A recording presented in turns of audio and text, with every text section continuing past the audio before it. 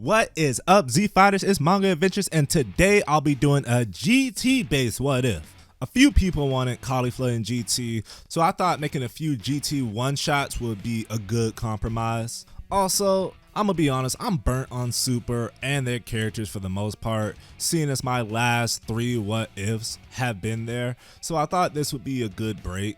My community also voted this, so if you want to say, subscribe and vote for yourself. There's actually a new poll deciding on the next video, so make sure to go to my community tab after this or before the video starts, your choice. With that out the way, let's get started. First things first, we have to establish how we're going to do this. There are only 2 ways I can think of. One is we pull Goku Black into GT with the time ring or something, but I don't want to do that. He would have no connection with that continuity, and I just don't want to be in a GT versus Super power scaling debate. The comments from Super alone give me a headache, so the only other way I see is to have Zamasu being from GT's continuity originally. Doing this would be pretty straightforward. Right after the incident with Buu, Kibito Kai decided he needed another attendant similar to Kibito, since, unlike Super, he doesn't mind being fused. At age 775, he would go to his home planet World Core to find the best Kai there, which without a doubt would be Zamasu. Of course, he would accept, because it is a great honor amongst Kais to assist the Supreme Kai and enter his world. Seeing this in the Otherworld anime filler, not even the Grand Kai was given this privilege. Fun fact, in the manga, Zamasu was actually the North Kai in Universe 10 before becoming the Supreme Kai's apprentice, but this isn't said or even hinted at in the anime. Back to the story, his personality would be the same. He takes his job as the Supreme Kai's attendant very seriously. Still, as they monitor the universe, he begins to wonder, why don't they do anything about these corrupt mortals? And the GT universe has a lot of them. The money-hungry Don Key overcharging the people of his planet and taking everything they have, call it an interest, leaving them with nothing as they struggle to survive. Tsunama terrorizing a small village with earthquakes. A cult determined to revive the evil robotic Lude by sacrificing people they kidnapped. An entire planet's population wiped out by Dr. Mew and his army so they can take over. And all this happened while Zamasu was the attendant, not before. That's ridiculous in such a short amount of time. Kibito Kai tells him that we Kais only interfere if the entire universe is at risk, and that everything happens for a reason. Things will work out for the best. Zamasu can't believe this. So Kibito Kai tells him that there is good in the universe and shows him Earth and the people living in peace. He also informs him that the people of this planet defeated Majin Buu.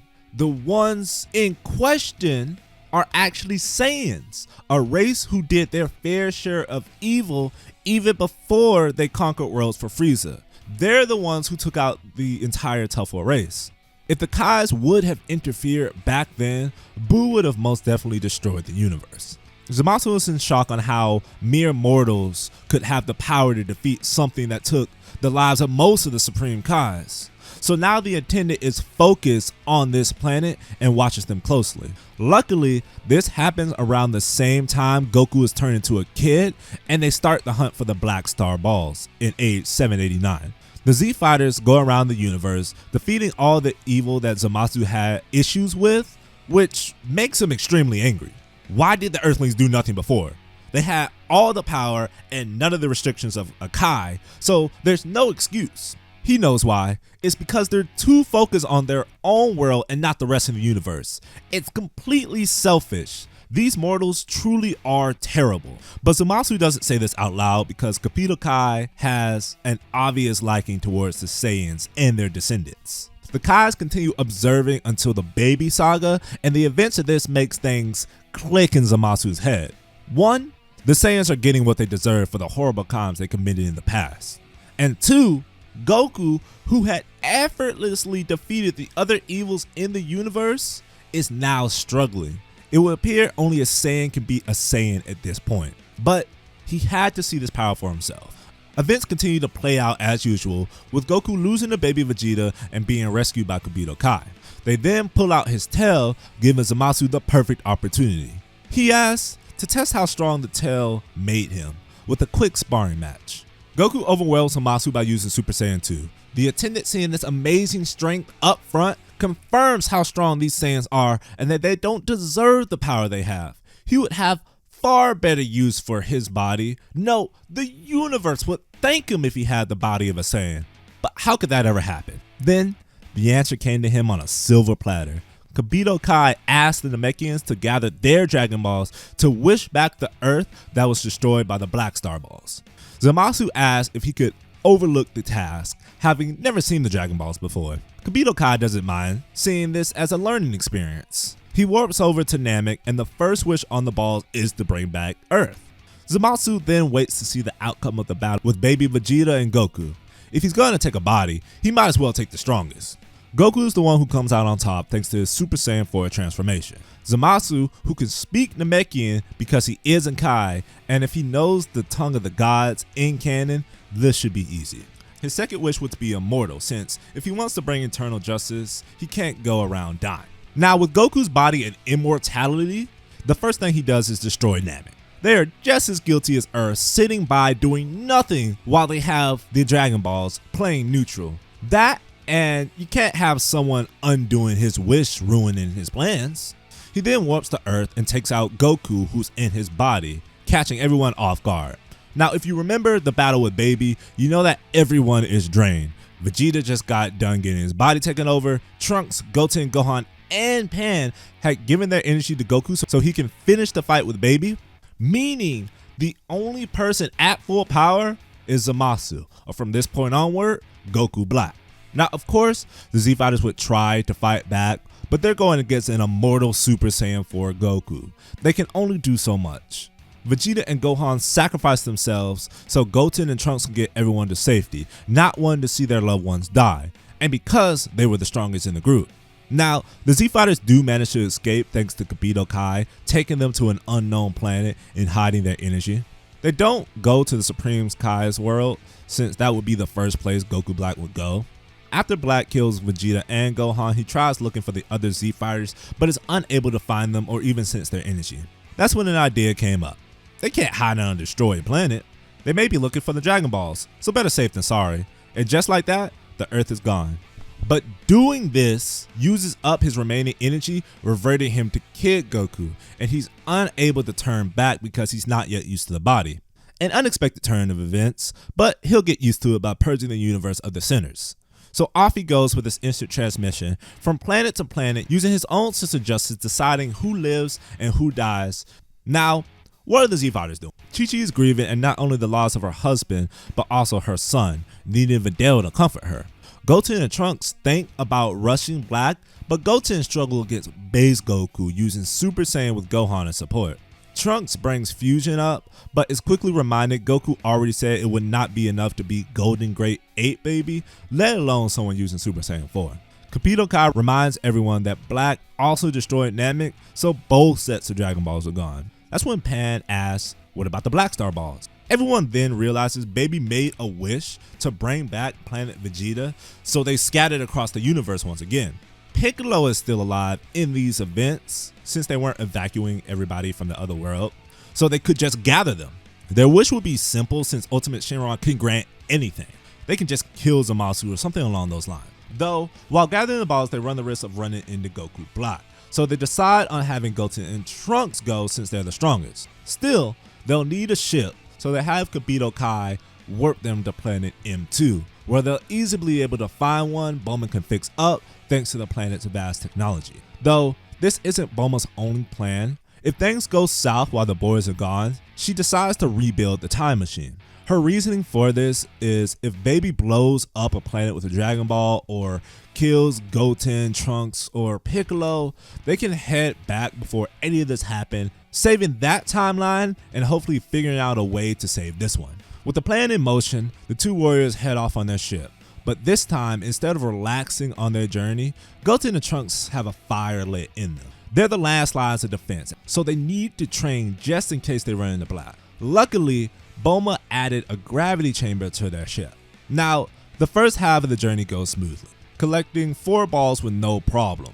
Though this can't last for long, and eventually they run into Kid Goku Black, who laughs saying, "So that's why I couldn't find you. Y'all fled off world." Goten and Trunks have nowhere to go, and they can't beat him alone, but they've been training hard. So if they fuse, they could stand a chance. And their bet paid off, thanks to them being hybrids and training intensely for around 6 months as they look for the Dragon Balls. Base to base, they're about the same as Goku Black. Unlike Black, they can turn Super Saiyan, which gives them the upper hand. Though this backfires because being pushed into a corner was just what Black needed so he could reach Super Saiyan as well.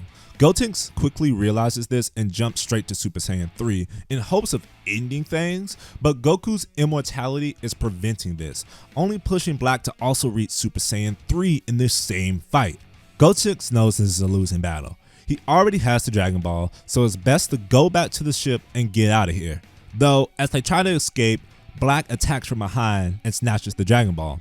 He then taunts, saying he won't allow them to leave unless they help him reach his full potential. Goten is sweating because he knows Super Saiyan 3 cuts the time he has fused. He rushes in trying his best to get the Dragon Ball, but Black is too fast, though a stroke of luck comes in the form of fatigue. Because Goku Black is a kid, he can't hold Super Saiyan 3 for long. When the form fades, Goten snatches the ball, blasts Goku, and heads back to the ship, defusing when they reach it. Black may be pissed, but he's unlocked some new forms and knows the Z Fighters are still alive, so he'll let them go for now in hopes they'll get stronger. Though he isn't too worried because unbeknownst to the Z Fighters, he had come across the 4-star ball earlier on in his conquest and is heavily guarded. Maybe he kept it for sentimental reasons, or maybe he wanted to collect the balls himself after he was done conquering. Who knows? So if they tried taking it, he would be informed by the people of the planet who are loyal to him and instant transmission over. So Black is excited for their rematch thanks to his Saiyan blood. Goten and Trunks' journey continues, but even after all their training, they were only as strong as Goku, so they decide to train even harder. Though little do they know, constantly training with no rest is counterproductive. The journey for the Black Star Balls continues without a hitch, and they do manage to gather the rest. It's when they land on the last world, the one under Black control, is when they begin to see a pattern. Because some people are affected positively by Black, who saved them from invasion, saved them from monsters, and so on. The aliens of this world contact Black, seeing him as a savior, and he instantly comes, but he has a gift, Little Pan. What had happened was during the time Goten and Trunks were looking for the Black Star Balls, Goku would go to planet M2 because of course he would. It was one of the planets he had taken over previously. And since he knew the Z Fighters were around, he knew to hide his energy when going from planet to planet. While he was there, he killed most of the Z Fighters family. The only one who was able to escape was Piccolo with Capito Kai. Now, this was hard to do for the Namekian because if he had died, the Black Star Balls would cease to exist, and they would never be able to undo the things Black did, though he did care for the remainder of the Z Fighters. When Goten finds out about this, he charges forward, demanding Black to let Plan go, to which he does, throwing her to the side. Trunks is angry too, but he knows that they need Gotenks to stand a chance. Still, while he's trying to calm down Goten, Pan comes up and hands him a capsule telling him it was the time machine Bulma finished, but it's a one-way trip, only able to go up to a year, which is right before everything happened. This gives Trunks an idea, and he orders Pan to get the last Dragon Ball and take it back to their ship with the others, and not to make a wish until they get back. While she heads off, Trunks will open up the time machine and begin putting in the coordinates for where he wishes to go. Goten is then thrown like a rag doll by an aggravated Black who wants him to hurry up and fuse. Trunks smiles at Goten, saying, "Let's give him what he wants," as the time machine behind them begins to flow in the air. After the fusion, they immediately get behind Black, grabbing him and taking him inside the machine as it disappears. Reappearing in the middle of the fight was Super Saiyan 4 Goku and Great Ape Baby. Black breaks free, turning the time machine to pieces as he does so. The kid is confused on what's going on, but Gotenks has no time to waste. He kicks Black towards Great Ape Baby, who at this point has lost all sense of self, attacking anything that gets near him. Black is unable to overpower the monster, and this infuriates him. He refuses to lose to Immortal and let his plans go to waste. He will be the savior this universe needs. These emotions cause him to transform into Super Saiyan 4 for the first time. But while all this was happening, Goten had called out to Capito Kai for assistance, telling him to take him to Namek, that Zamasu plans on using the Dragon Balls for evil. Of course, Kibito Kai is skeptical, but he goes anyway just to verify for himself. When they arrive and Goten calls out Zamasu, he begins to panic and attempts to make his wish, but Goten blasts him before he could finish. He then asks them to making people to wish instead that Goku Black or Zamasu is no longer immortal, and for their final wish is to repair the time machine destroyed by Black.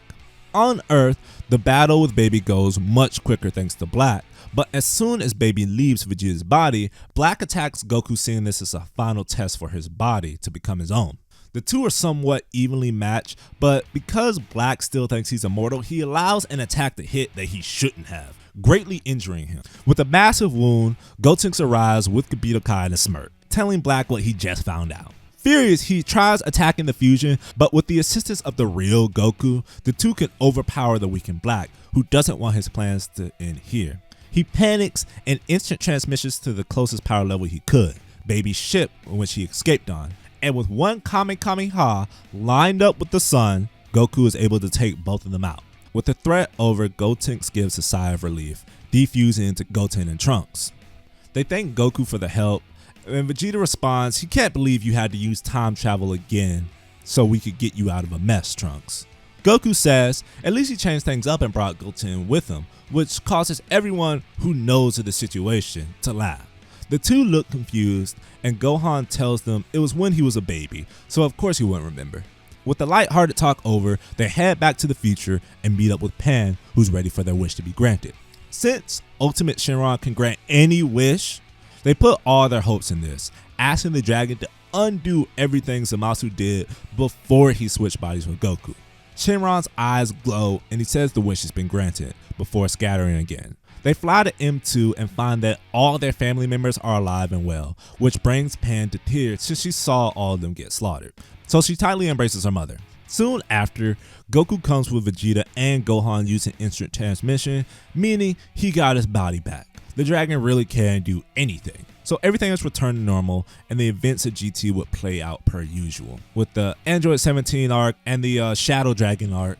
Though you could say during the 17 arc, Zamasu was also one of the villains brought back from hell, but he would be quickly taken care of. As for Piccolo, I would say he would sacrifice his life in some way, shape, or form, so the Black Star Balls couldn't be used again. This is where I'll end my what if Goku Black was in GT.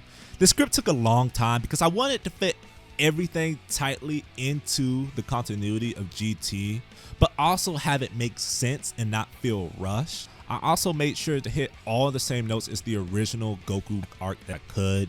You know, Zamasu, time travel, Trunks, and a real dark setting. Hopefully I did all those things. And if I didn't, please tell me why you don't think so in the comments below, guys. Though I did have to leave out a lot because I wasn't sure if they were in the universe, i.e. the time rings, and I also had to leave out fusion, which I know everyone probably wanted to see, you know, Black fuse with Baby, but I didn't think that would fit in the context of this story since he wouldn't fuse with a mortal, especially one he sees evil. That and a lot has already happened, and I didn't really want to drag out this story. Though I can make it happen in another what if that's what you guys really want. I also could have made this 2 parts, you know, voice act more, describe the fights in more detail, force Black to work with Baby for some reason. But like I said, that would feel forced and dishonest with the character, at least in my opinion. Though at the end of the day, this really was a breath of fresh air for me, and I definitely want to do more GT based what ifs. And hopefully I'll be able to finish them much faster now that I got a feel for it. Anyway, thank you guys for watching. Don't forget to vote for the next video, and I'll see you next time.